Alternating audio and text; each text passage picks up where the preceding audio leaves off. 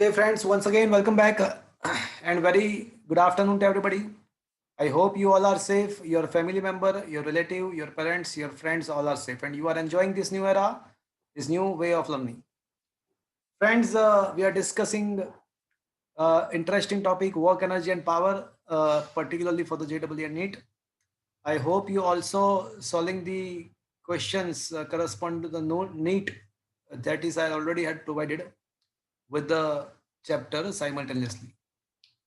Friends, I had started to discuss some critical questions from this chapter, and today is the turn in which you need to ask the doubts from the first three topic: work done by the constant force, work done by the variable force, and the third one is a yeah, here it is. And third one is the topic actually uh, conservation of energy and momentum. So let's start to solve your doubts. Solve किया है friends? Yes, sir. Okay.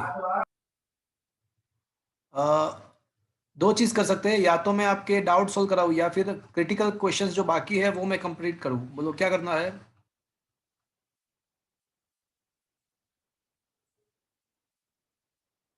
Sir 3-4 doubts है। Okay, let's start your solving your doubts. बोलो question number.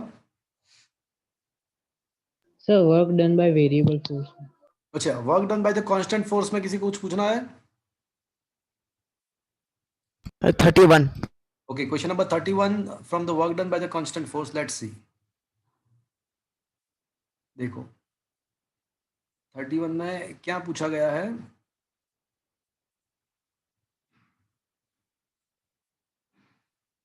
A uniform chain of a length 2 meter is kept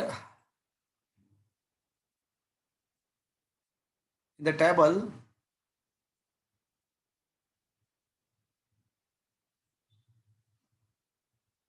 So are you able to see the question in your mobile screen? Yes, sir. Yes, sir. A uniform chain of the 2 meter is kept on the table such that the length of 60 centimeter hang freely from the edge of the table. The total mass of the chain is 4 kg. What is the work done to pull this entire chain on the table? पहले तो situation को समझो आप कि क्या दिया हुआ है। ऐसा दिया गया है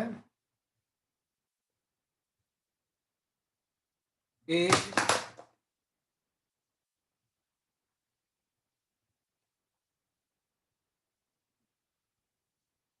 टेबल है, टेबल के ऊपर एक चेन रखा हुआ है। अज्यूम कर लो कि ये टेबल है और उसके ऊपर एक चैन यहाँ पे रखा हुआ है।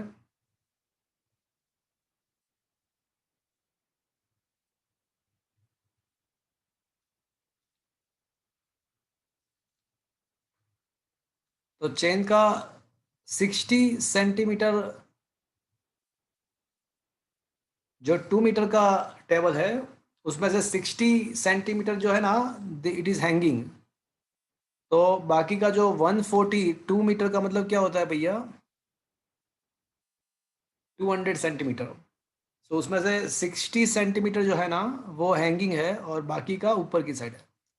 अब मुझे ये जो है ना उसको ऊपर लेके आना है।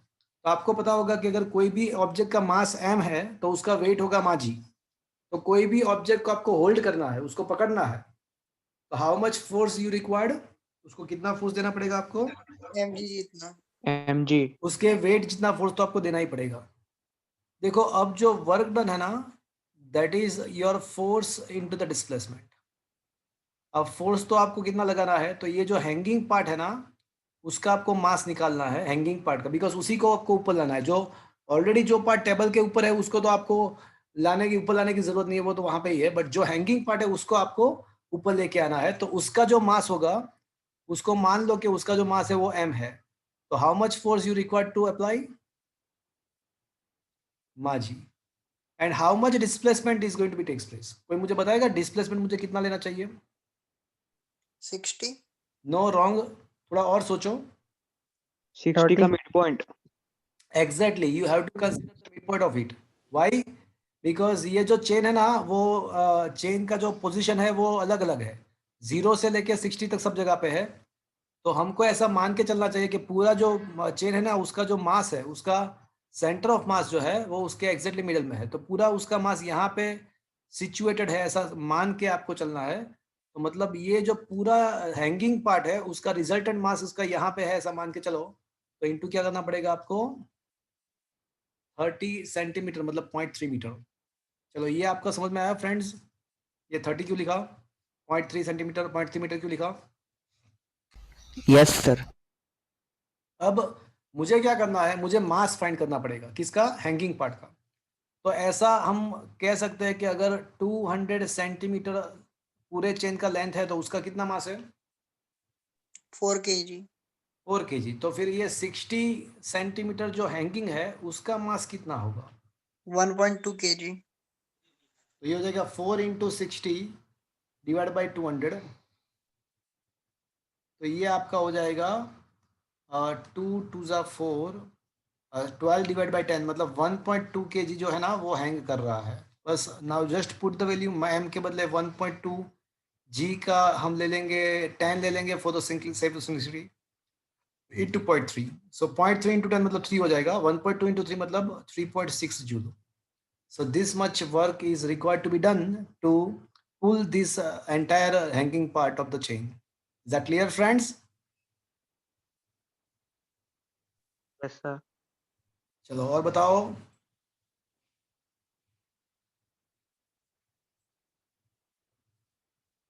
चलो बोलो.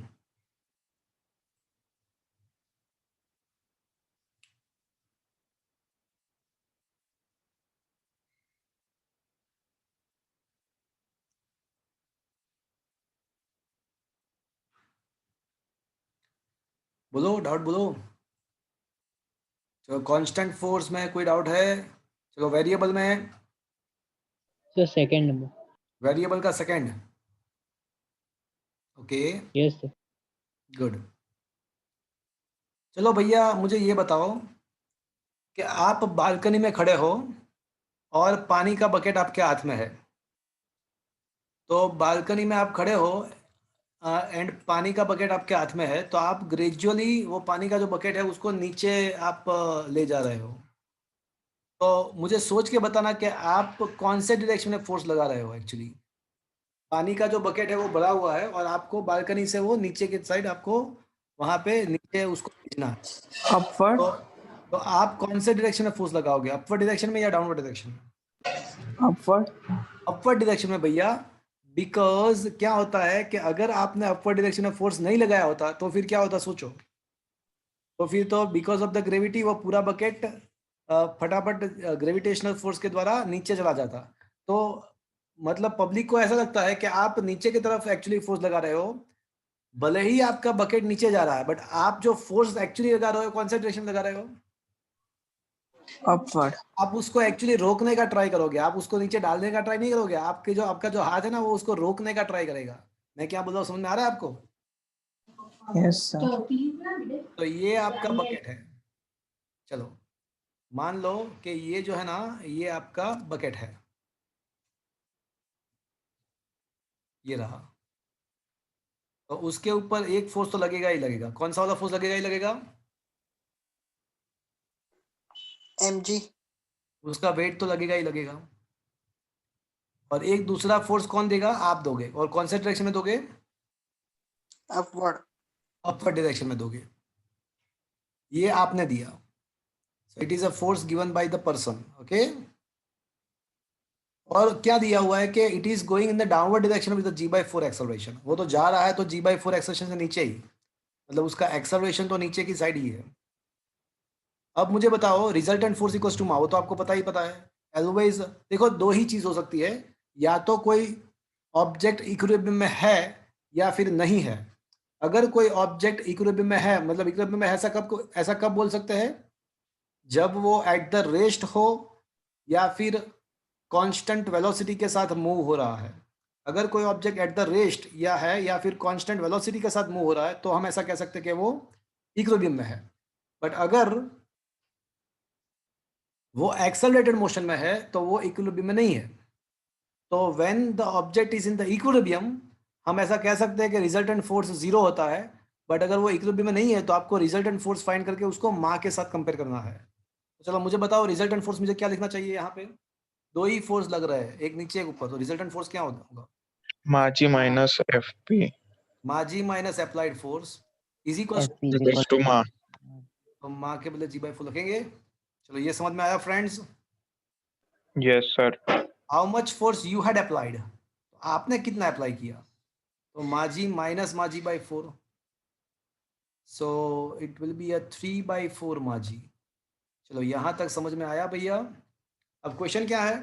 अ code is used to lower a vertical block of the mass m by distance d with a constant downward acceleration. Work done by the code मतलब by you. So now we wants to find the work done. देखो force कितना लगाना है वो तो मुझे समझ में आ गया, अब मुझे फाइंड करना है वर्क डन। तो work done by the constant force was given by f dot d, that is a f d cos theta. चलो फोर्स आपने कितना लगाया? 3/4 Maji. डिस्टेंस तो दिया हुआ है कि d ही लेना है, बट मुझे ये बताओ सोच के कि what is the angle between your applied force and the displacement, दोनों के बीच में एंगल कितना है? आपने 180. हाँ, आपने फोर्स ऊपर की तरफ अप्लाई किया है और ये जो ऑब्जेक्ट जा रहा है वो तो नीचे की तरफ जा रहा है। तो the angle between your applied force and the object and the displacement of the object is 180 degree. And what is the cos 180? -1. तो ये हो जाएगा आपका -3/4 mgd। So this is the answer. It is a very interesting question. पूरा question समझ में आया भैया? Yes, sir. It's a good question. Understood? Yes, sir. yes sir. Okay.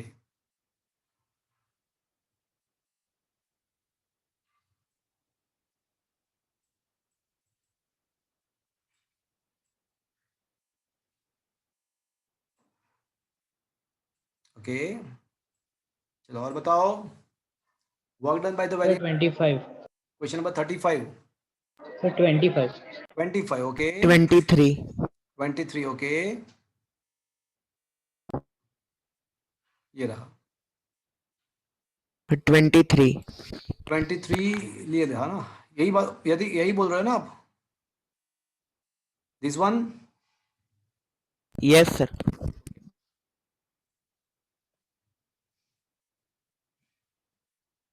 देखो क्या लिखा है। The spring extend by x on loading, the energy stored in the spring is equals to what? तो फ्रेंड्स आपको पता ही है, देखो स्प्रिंग के अंदर कितना एनर्जी स्टोर होता है आपको पता है, बोलो।